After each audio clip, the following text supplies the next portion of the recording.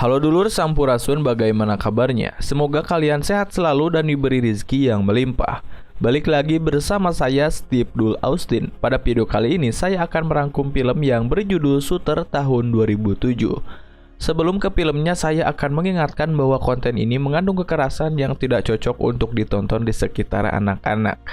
Oke lah, tanpa membuang waktu kita langsung saja ke filmnya.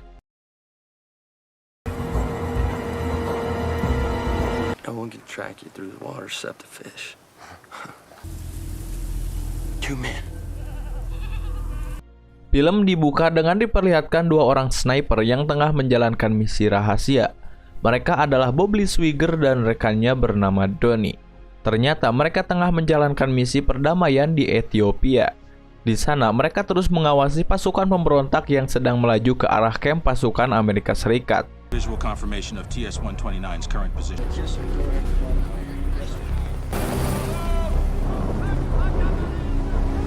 Jarak 900 yard tidak membuat mereka kesusahan dalam menjalankan misi ini. Dengan kematangan dan pengalaman yang jauh, mereka berhasil melumpuhkan target satu persatu. 100 yards. Wide spot on the...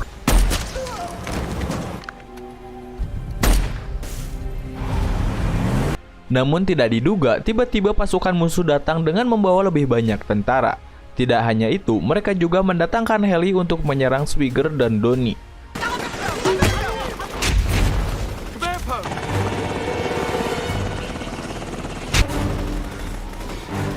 Swigger merasa heran karena dalam percakapan indikator tidak dijanjikan akan ada heli. Selain itu, pusat komando tiba-tiba memutuskan komunikasi radionya. Hingga akhirnya mau tak mau Swigger harus menghadapi heli itu. Donnie sempat berkata untuk segera mundur dan melarikan diri. Namun Swigger tetap kekeh untuk meledakkan heli tersebut. Tapi naasnya heli tersebut menghujani mereka dengan tembakan.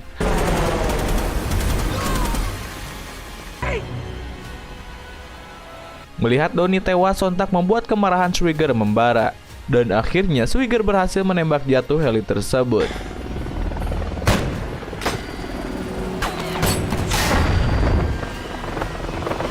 Akibat peristiwa itu membuat Swigger mengalami kepedihan yang mendalam. Ia berhasil selamat dari peristiwa itu dan memutuskan untuk pensiun dini dari dunia militer. Scene beralih 3 tahun kemudian. Swigger memutuskan untuk tinggal menyendiri di pegunungan bersalju. Ia ditemani dengan anjingnya yang setia menemani hari-harinya. Swigger kini mengisi hari kosongnya dengan memburu. Scene berpindah pada kantor perusahaan militer swasta yang tidak disebutkan namanya. Seorang pensiunan kolonel angkatan darat AS bernama Isaac Johnson dan rekan-rekannya meminta laporan operasi tempur Swigger. Tidak ada maksud lain, sepertinya mereka akan meminta bantuan kepada Swigger. Esok paginya, Johnson datang bersama komplotannya ke tempat Swigger berada. Dan benar saja, Johnson meminta bantuan Swigger untuk menjalankan misi. Atas kejadian 3 tahun lalu, tentu saja Swigger menolak dan tak ingin lagi terlibat dalam dunia persniperan. Swigger menyuruh mereka untuk pulang, namun Johnson meminta waktu 5 menit untuk berbicara. Johnson memintanya untuk memberikan keahliannya dalam membuat skema penembakan jarak jauh terkait sebuah rencana pembunuhan presiden yang berhasil terlacak lewat rekaman transmisi. Johnson mengharapkan Swigger agar mengarahkan semua kemampuannya demi menggagalkan rencana teror tersebut. Sebelumnya, Swigger menolak misi tersebut. Namun, karena Johnson kembali mengingatkan sumpah prajurit yang pernah Swigger ucapkan untuk setia pada negara dan menghadapi semua musuh dari luar dan dalam, akhirnya ia pun bersedia menjalankan misi ini untuk terakhir kalinya. Namun, dia tidak menyadari bahwa ada maksud lain dari Johnson. Kemudian, Swigger mencoba menembak dari jarak 1 mil dengan bertujuan agar ia dapat menebak arah angin, kelembaban suhu, dan sebagainya. Swigger kemudian berangkat menuju kota Washington, Baltimore, dan Philadelphia.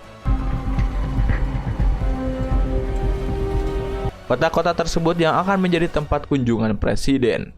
Dari 3 kota itu, Swigger mulai mengamati dari letak kamera pengintai, suhu udara, kecepatan angin, kelembaban, dan jarak tembak. Setelah itu, Swigger melaporkan hasil analisanya kepada Kolonel Johnson. Ia berkesimpulan bahwa Philadelphia adalah tempat yang sangat memungkinkan untuk Swigger menjalankan misinya.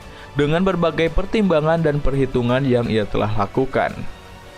Kolonel Johnson merasa sangat puas dengan laporan Swigert dan ia memberi Swigert pujian karena telah melakukan hal terbaik bagi negaranya. Singkat cerita, hari pengunjungan presiden pun tiba. Bapak Presiden kini telah berada di Philadelphia dan akan berpidato. Ia ditemani oleh uskup dari Ethiopia. Sang uskup berpidato terlebih dahulu dan menceritakan tentang kekejaman di negaranya. Sementara Swigert terus memantau acara tersebut. Tak lama kemudian, datanglah seorang polisi yang bernama Timmons. Setelah diperkenalkan oleh Kolonel Johnson, Timmons berkata bahwa dirinya akan membantu Swigert. Seusai berkenalan dengan polisi itu, Swigert pun mulai melanjutkan kembali pengintaiannya. Setelah uskup selesai berpidato, kini tiba giliran presiden. Sesaat setelah presiden naik ke podium, Swigert mulai membaca gerakan sniper musuh yang sudah mendapatkan kekuatan penuh untuk menembak. Namun saat ia berbalik, tiba-tiba Timmons menembak dadanya. Di saat yang sama, uskup Ethiopia juga tertembak tepat mengenai kepalanya. Opsir Timmons melanjutkan dengan menembak paha Swigert, hingga akhirnya Swigert menjatuhkan diri lewat jendela gedung. Beruntungnya ia masih bisa menyelamatkan diri.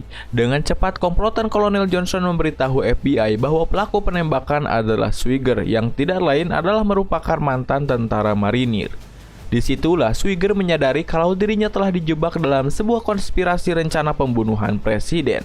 Kemudian Swigert berjalan dengan pincang mendekati seorang agen FBI yang bernama Nick Memphis. Setelah mendapatkan informasi yang katanya Swigert adalah pelaku penembakan, Nick segera mengancam Swigert dengan pistol. Namun Swigert berusaha mendekati Nick. Dengan sigap, Swigert membalikkan keadaan dan melumpuhkan Nick. Ia lalu memborgol Nick dan merampas mobil dinasnya. Sebelum pergi, Swigert berkata bukan dirinya yang melakukan penembakan. Ia hanya dijebak oleh Timmons. Dan kini Swigert pun diburu oleh pasukan FBI.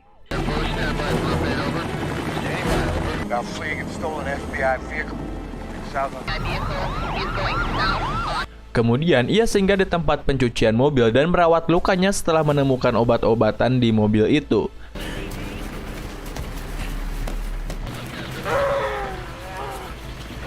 Namun sepertinya FBI sudah melacak posisi Swigert. Tak ingin tertangkap begitu saja, Swigert terus melanjutkan pelarian hingga akhirnya ia harus terkepung. Ia pun memutuskan untuk memundurkan mobilnya dan menceburkan diri ke sungai.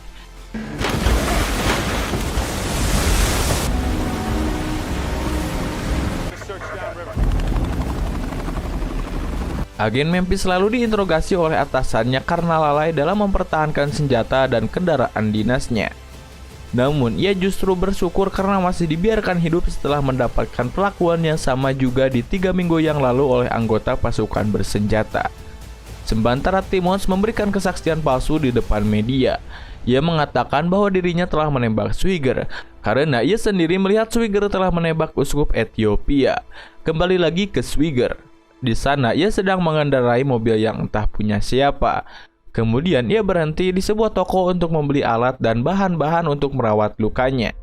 Namun rupanya wajahnya sudah tersebar di media TV.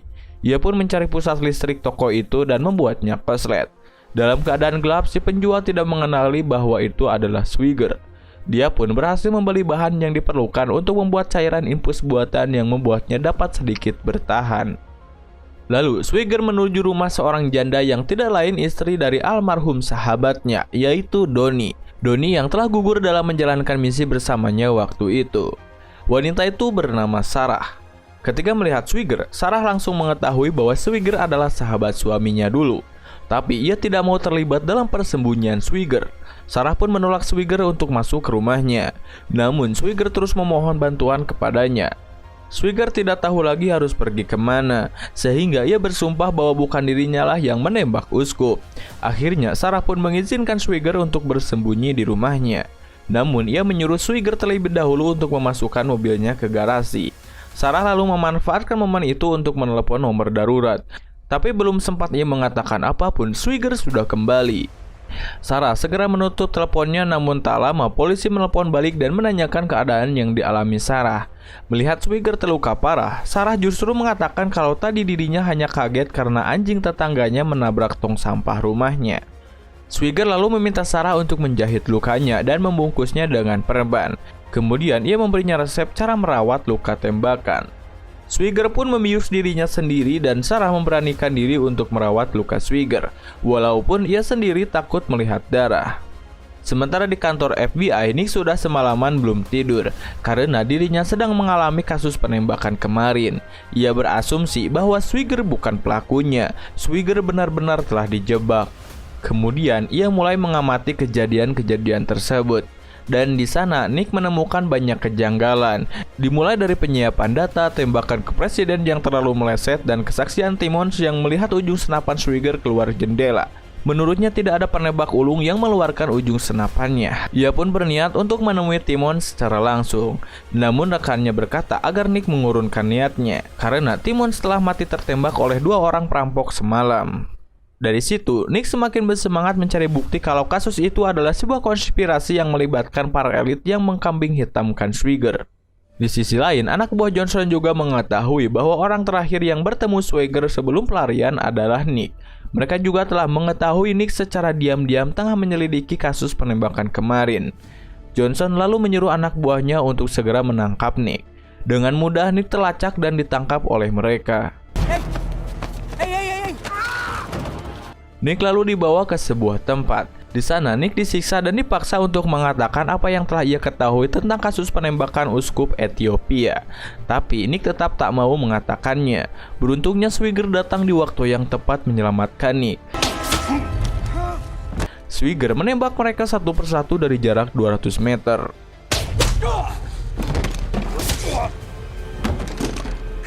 Di sini Nick mengira Swigert akan membunuh dirinya juga. Swigert pun mengatakan banyak kesempatan yang sudah terlewatkan jika ia ingin membunuh Nick. Kemudian Nick ingin membantu mencari pengacara untuk membela Swigert. Namun Swigert menilai hukum tak bisa menghentikan mereka.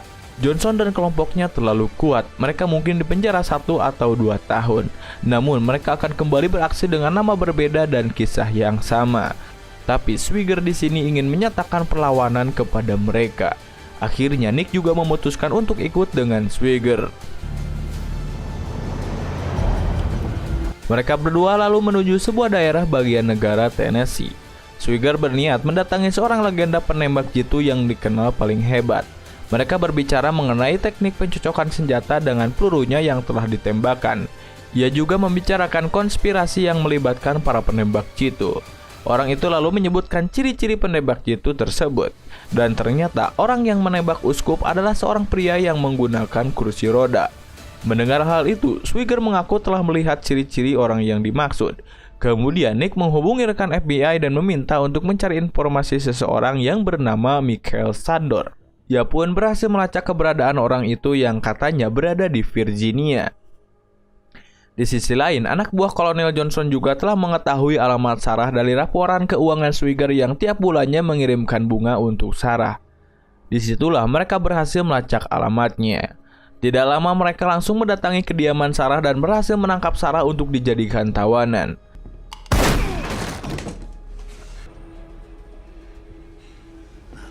Scene kembali ke Virginia.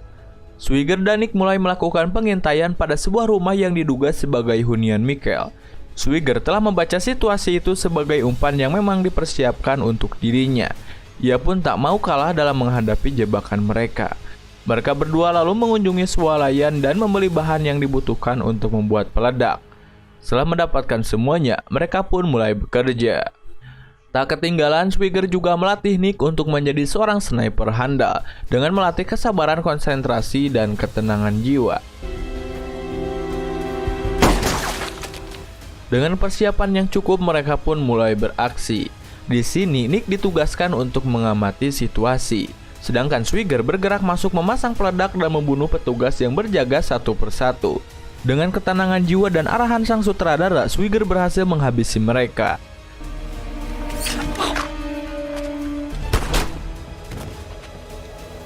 Swigert lalu bergerak masuk ke dalam rumah dan menemukan Michael di dalam. Disitulah Swigger menanyai Michael untuk siapa dan apa maksud Johnson melakukan pembunuhan terhadap uskup Ethiopia. Michael lalu menceritakan bahwa Johnson dan komplotannya adalah kontraktor dalam industri perminyakan di Ethiopia. Mereka telah melakukan pembantaian dan pengusiran terhadap penduduk desa. Tujuannya agar mereka mencari tempat pemukiman lain. Bahkan Michael menceritakan orang yang menugaskan Johnson adalah senator dari Montana. Di saat yang sama, tim penyerbu mendekati rumah dan akan menyerang Swigger. Michael mengakhiri perbincangan dengan Swigger setelah memberitahu kalau mereka telah menangkap Sarah. Dirasa Swigger akan membunuhnya, Michael memilih untuk bunuh diri. Kini, Swigger harus menghadapi para pasukan tim penyergap itu. Dengan mudahnya, mereka menghabisi pasukan setelah menginstruksi Nick untuk meledakkan bom yang telah mereka pasang.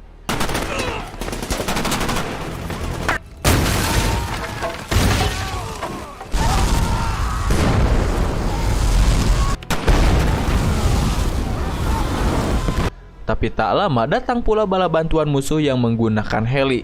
Heli tersebut menembaki mereka berdua. Tentu saja serangan itu mengingatkan Swigger pada misi terakhirnya yang menyebabkan sahabatnya gugur. Merasa menembaki heli itu tidak aman bagi mereka, ia pun menyuruh Nick untuk mencari tempat perlindungan. Nick lalu berlari menarik perhatian pilot heli agar mendekati tangki gas yang ada di tempat itu. Dengan cepat Swigger menembaki tangki gas itu dan membuat heli itu terbakar. Disitulah mereka berhasil kabur dengan aman. Para agen FBI dan pimpinannya kembali dibuat heboh atas kasus penembakan di Virginia yang melibatkan Swigger dan agen mereka sendiri. Mereka semakin bingung dengan keadaan yang sebenarnya terjadi. Mengapa agen mereka memilih membantu seorang buron? Sementara Senator Charlie dan Kolonel Johnson sedang dibuat pusing oleh Swigger yang tidak pernah berhasil mereka bunuh. Kemudian scene beralih ke sebuah kota di negara bagian Montana. Nick menelpon ke kantor FBI dan berbicara dengan atasannya tentang keadaan yang ia alami. Hal itu sengaja mereka lakukan agar FBI dapat melacak keberadaan mereka. Lalu tiba giliran Swigger menelpon Johnson dan membicarakan tentang sebuah negosiasi. Swigger ingin agar Sarah dibebaskan dan ia memiliki bukti rekaman percakapannya dengan Michael tentang kejahatan Johnson. Namun Swigger juga meminta agar Senator Charlie dihadirkan. Setelah mereka berdua sepakat, Swigger menentukan koordinat lokasi tempat pertemuan mereka. Singkat cerita, Johnson pun mendatangi pegunungan bersalju.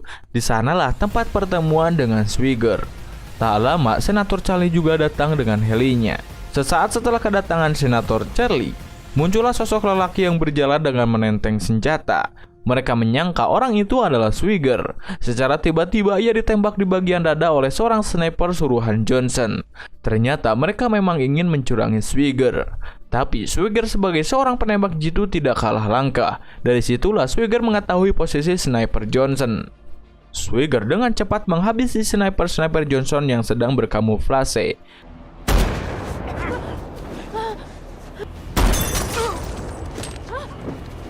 Dan orang yang ditembak tadi adalah Nick yang menggunakan lempengan baja pelindung di tubuhnya. Kini hanya anak buah Johnson yang masih mengancam Sarah dengan pistol di tangan kirinya. Setelah menyetel teleskop dan melakukan pembidikan dengan cermat, Swigger mulai menarik pelatuknya. Dengan tepat, luncuran peluru Swigger berhasil menghancurkan jari telunjuk Jack.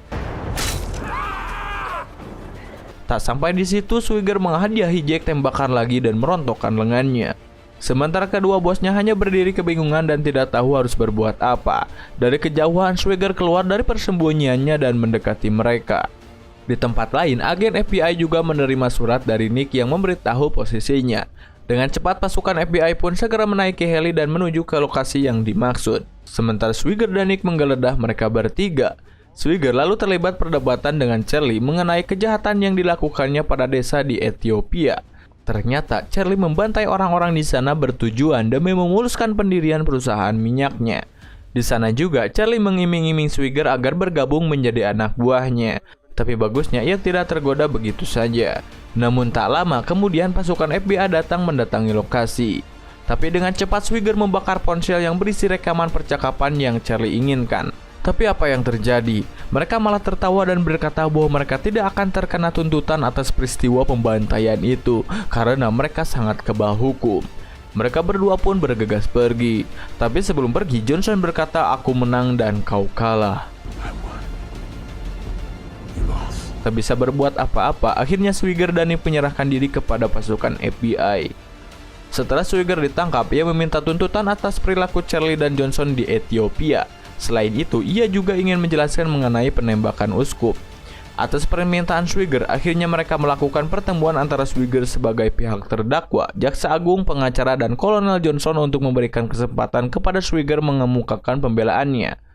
Dia pun diberi kesempatan 5 menit berbicara dan membuktikan dirinya tak bersalah. Dengan sangat santainya, Swigert berkata ia mengaku jika senjata yang ada di depannya adalah miliknya. Begitupun dengan pelurunya. Namun ia langsung mematahkan tuduhan mereka dengan mencoba memalsukan peluru sembari menodongkan ke arah Nick dan Kolonel Johnson. Hal itu tentu saja membuat mereka kaget.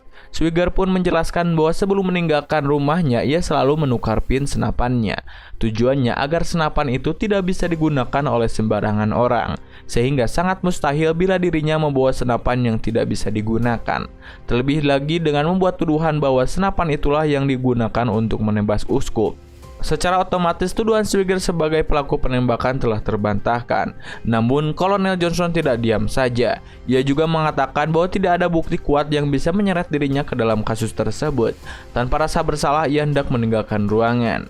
Dengan cepat, Nick memperlihatkan foto-foto bukti kekejaman Johnson dan komplotannya yang telah membunuh banyak warga desa di Afrika. Namun lagi-lagi hal itu tak bisa membuat Kolonel Johnson ditahan karena kasus tersebut terjadi di negara lain. Begitupun dengan jaksa agung yang membenarkan bahwa mereka sedang tidak berada dalam pengadilan internasional, dan jaksa agung tidak memiliki kuasa untuk menahan Kolonel Johnson.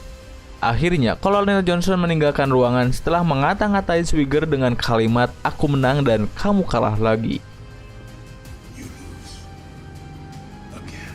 Kemudian, jaksa mendekati Swigert sembari mengatakan keadilan memang tak selalu menang. Ia pun membebaskan Swigert dari segala tuduhan. Dan pada malam harinya di sebuah rumah, Senator Charlie, Kolonel Johnson sedang merayakan kemenangannya. Mereka sedang merencanakan lagi misi baru. Namun secara tiba-tiba, mereka dikejutkan dengan anak buah mereka yang terjatuh dari lantai atas dalam keadaan telah tertembak. Begitu Kolonel Johnson berdiri, tiba-tiba peluru menembus dadanya dan membuatnya tewas seketika. Kini mereka diteror habis-habisan oleh Swigert. Dari serangan tersebut hanya menyisakan Senator Charlie dan seorang asistennya. Begitu Swigert berhasil membunuh asisten senator, ia pun muncul. Tapi dengan sombongnya, Charlie masih ingin menakuti Swigert dengan mengatakan bahwa dirinya adalah senator. Tanpa belas kasihan, Swigert lalu menembak kepala Charlie dan mengakhiri hidupnya. Sebelum pergi, Swigert mematahkan sebuah pipa saluran gas. Hal itu tentu menyebabkan rumah di sana terpenuhi uap gas. Dan seketika Swigert keluar, rumah itu pun terbakar. Di akhir film, Swigert pun pergi mengendarai mobil bersama Sarah. Oke Mang Bro, dan film ini pun udahan bor.